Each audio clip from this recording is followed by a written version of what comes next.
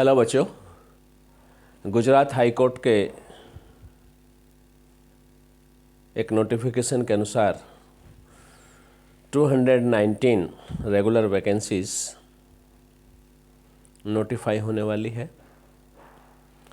3 फरवरी से online submission start हो जाएंगे। आप में से जो बच्चे गुजरात जुडिशल सर्विस में अपीयर करना चाहते हैं उनके लिए हम ये वार्ता प्री एग्ज़ाम के लिए कर रहे हैं। प्री एग्ज़ाम का सिलेबस क्या है और उसकी किस तरह से तैयारी करनी है। सबसे पहले आप प्री एग्ज़ाम का सिलेबस नोट करिए। हालांकि हम पुराने नोटिफिकेशन के आधार पर बता रहे हैं क्योंकि नया नोटिफिकेशन अभी एग्जिस्टेंस में नहीं आया है, आने वाला है। तो वहाँ पर जो आपको सबसे ज़्यादा हटकर मिलेगा प्री के पेपर में वो होगा एक गुजरात प्रोहिबिशन लॉ, यानी कि मुंबई प्रोहिबिशन लॉ है ये, जो गुजरात गवर्नमेंट ने अडॉप्ट किया हुआ है। प्रोहिबिशन लॉ आप समझ गए होंगे कि एक्साइज एक्ट जो होता है जिसके तहत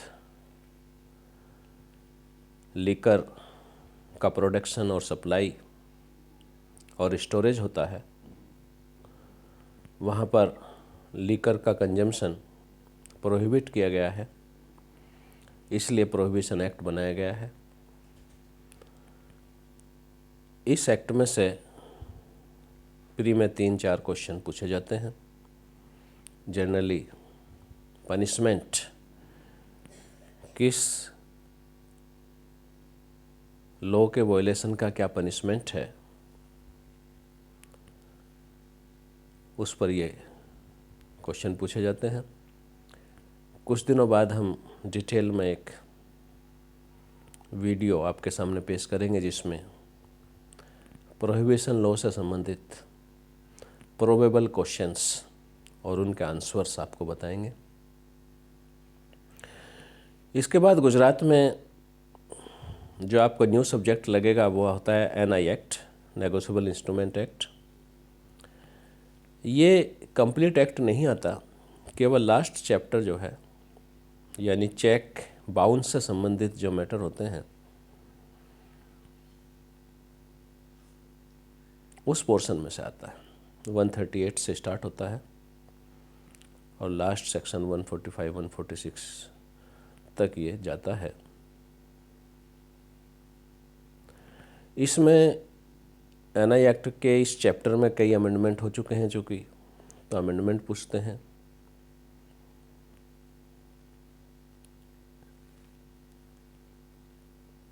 कई केस लॉ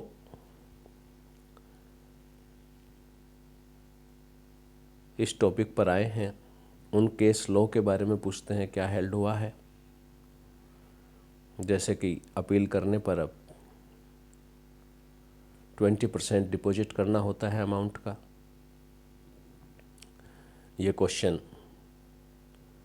किस केस लॉ में डिसाइड किया सुप्रीम कोर्ट ने, उसको पूछ सकते हैं। अभी लेटेस्ट सुप्रीम कोर्ट ने जजमेंट दिया है in re expeditious disposal of cases under section 138 NI act. उसमें क्या क्या गाइडेंस सुप्रीम कोर्ट द्वारा दी गई है, इस क्वेश्चन को भी आने वाले एग्जाम में पूछा जा सकता है, जिसमें सुप्रीम कोर्ट की कॉन्स्टिट्यूशनल बेंच ने एनआई एक्ट के क्विक डिस्पोजल की व्यवस्था की है। मेन पॉइंट इसमें यह है कि मजिस्ट्रेट सेक्शन 202 की इंक्वायरी करते समय एफिडेविट पर एविडेंस ले सकते हैं, विटनेस को तलब करने की आवश्यकता नहीं है। इसी तरह से मजिस्ट्रेट को समरी ट्रायल ही करना होगा। अगर समन ट्रायल करते हैं तो उसका स्पेशल रीज़न बताना होगा, अदरवाइज समरी ट्रायल करेंगे 138 के केसेस का। और एक व्यवस्था ये भी की है कि 1 साल में 138 के जितने भी मुकदमे हुए हैं एक मुलजिम के खिलाफ, उन सब का ट्रायल एक साथ हो, ऐसा अमेंडमेंट किया जाना चाहिए सेक्शन 219 सीआरपीसी में। और एक केस में तामील, सभी केसों में तामील मानी जानी चाहिए, ऐसी व्यवस्था करने का भी आदेश सुप्रीम कोर्ट द्वारा दिया गया है। तो इस तरह से एनआई एक्ट पर जो मेन जजमेंट सुप्रीम कोर्ट के आते हैं वो तुरंत आप नोट करें, और प्री में वहाँ पर ऐसा क्वेश्चन पूछा जाता है। और क्वेश्चन का रूप ये भी हो सकता है, वो विशेषकर मेंस में होता है, जब मेंस के बारे में बताएंगे तब चर्चा करेंगे,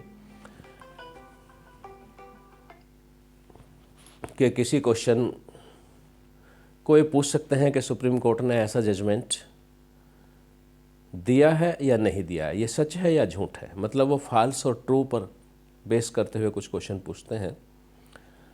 जैसे कि कह सकते हैं कि इंद्री एक्सपीडियस केस में सुप्रीम कोर्ट ने 1 साल के अंदर होने वाले मुकदमे की संख्या 3 से ज़्यादा हो सकती है, ये डायरेक्शन दी है, और एक साथ सुना जा सकता है, ये डायरेक्शन दी है।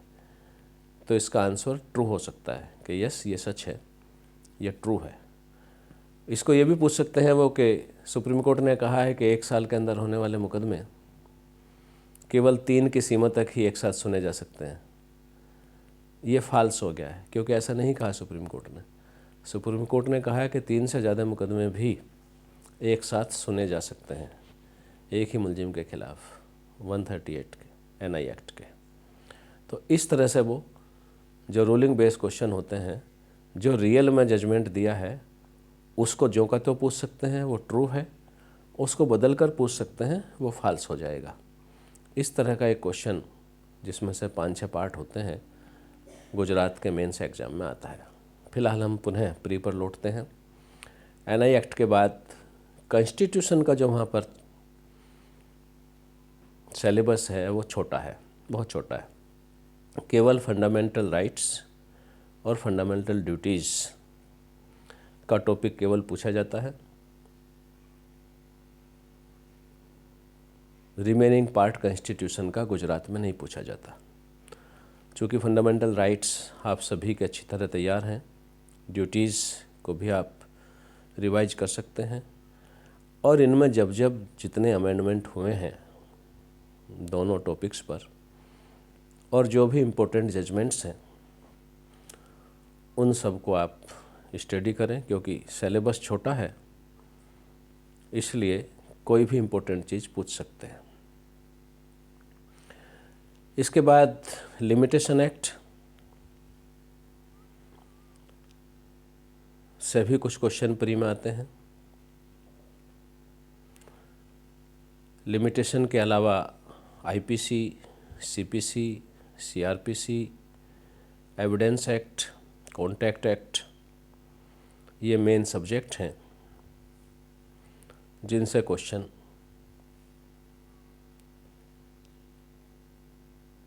प्री में पूछे जाते हैं। लॉ के अलावा एक पोर्शन प्री में और होता है। ये 100 नंबर का पेपर होता है। 100 में से 70 नंबर का पेपर जो है लॉ से संबंधित होता है, और जो 30 नंबर का पेपर होता है उसमें 5-6 टॉपिक होते हैं। पहला होता है जीके, और करंट जीके पूछते हैं जनरली। 1-2 क्वेश्चन गुजरात से संबंधित होता है, और 2-3 क्वेश्चन नेशनल लेवल के होते हैं। 5-6 क्वेश्चन ही जीके के पूछे जाते हैं केवल। इसके बाद रीजनिंग के 5-6 क्वेश्चन होते हैं। रीजनिंग के बाद इंग्लिश लैंग्वेज यानी कि ग्रामर से संबंधित कुछ क्वेश्चन होते हैं, और कुछ क्वेश्चन कंप्यूटर से संबंधित होते हैं। तो इस पोर्शन में करीब 25-30 मार्क्स के टोटल क्वेश्चन पूछे जाते हैं, यानी जीके में 5-6 क्वेश्चन, रीजनिंग के 5-6 क्वेश्चन, इंग्लिश लैंग्वेज के 5-6 क्वेश्चन, और कंप्यूटर से 5-6 क्वेश्चन पूछे जाते हैं। इस तरह से 100 नंबर का प्री का पेपर तैयार होता है। विशेष बात यह है कि वहाँ क्वालिफाई करने के लिए आपको 2 स्टेज से गुजरना है। पहली स्टेज, आपको मिनिमम 50% मार्क्स लाने हैं, और 50% मार्क्स लाने के बाद आपको मेरिट में एंटर करना है। एक्सपीरियंस ये कहता है कि 50% मार्क्स लाने वाले सभी बच्चे प्री क्वालिफाई कर जाते हैं। जिन बच्चों के 50% मार्क्स होंगे या उससे 1-2% ऊपर, 52, 53, 54, 55 मार्क्स का बच्चा तो अपने आप को श्योर समझे कि वो प्री क्वालिफाई कर लेंगे। वहाँ प्री क्वालिफाई करने के लिए दिल्ली, हरियाणा या यूपी की तरह 65% या 70% मार्क्स के आसपास जाने की आवश्यकता नहीं है। दिल्ली में तो मैंडेटरी है कि 60% मार्क्स होने चाहिए आपके। यूपी में ये मैंडेटरी नहीं है, लेकिन फिर भी कंपटीशन इतना ऊंचा जाता है कि 60% से ऊपर हो जाते हैं प्री क्वालिफाई करने के लिए। लेकिन गुजरात में अगर आपके 50% मार्क्स हैं तो आप मान सकते हैं कि आपने प्री क्वालिफाई कर लिया है। और अगर ये 55 के आसपास हैं तब गारंटीड है कि आप प्री क्वालिफाई कर लेंगे। Thank you.